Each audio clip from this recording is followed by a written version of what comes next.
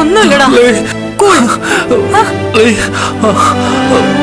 ഒന്നുമില്ലടാ.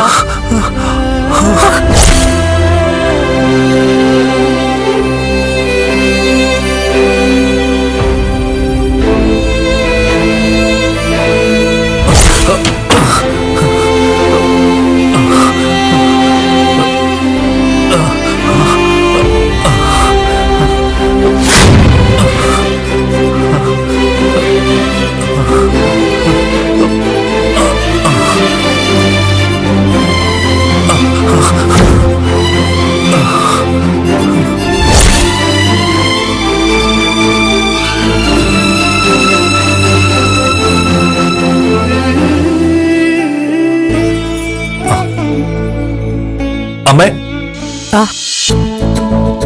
അമ്മ എന്താ എന്നെ തന്നെ നോക്കി നിൽക്കുന്നേ? നീ പൂർണ്ണമായിട്ടും ജീവിതത്തിലേക്ക് മടങ്ങി വന്നത് ഞാൻ കണ്ട് സന്തോഷിക്കായിരുന്നു. മാസങ്ങൾക്ക് മുമ്പ് കട്ടിലിൽ നിന്ന് എഴുന്നേക്കാനോ കാര്യങ്ങൾ അറിയാനോ പറ്റാതിരുന്ന നിന്റെ മാറ്റം ഞാൻ കണ്ണ് നിറച്ചു കാണുമായിരുന്നു. എനിക്ക് വേണ്ടി ജീവിതം തന്നെ മാറ്റിവെച്ച അമ്മയ്ക്കാ അതിന്റെ മുഴുവൻ ക്രെഡിറ്റ്. ഞാൻ കൂടെ ഉണ്ടായിരുന്നു, ശരിയാണ്. ഞാൻ നിന്നേ പറ്റൂ. നിന്നെ പ്രസവിച്ച അമ്മയാ. പക്ഷേ ഒരു ബന്ധുവില്ലാതിരുന്ന ദേവിക നിനക്ക് ഭക്ഷണം തന്നതും മരുന്ന് തന്നും ഒക്കെ നിന്നെ ഈ കാണുന്ന ഋഷിയാക്കാൻ കൂടുതൽ പങ്കുവഹിച്ചത്. ദേവിക ഇവിടെ വന്നില്ലായിരുന്നെങ്കിൽ നീ ഒരു പക്ഷേ ഇപ്പോഴും കട്ടിൽ തന്നെ ആയി പോവായിരുന്നു. ദേവിക തെരഞ്ഞെടുപ്പിൽ വിജയിക്കും അല്ലേ അമ്മേ?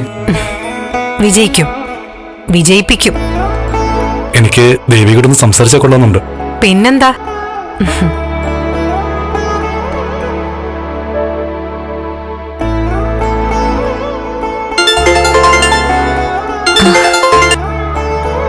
Hello madam. ദേവിക, പ്രവർത്തനമൊക്കെ ഗംഭീരായിട്ട് പോകുന്നുണ്ടല്ലോ അല്ലേ? അതെ മാഡം, നന്നായിട്ട് പോകുന്നു.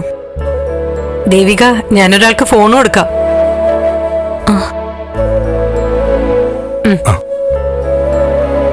ഹലോ ദേവിക.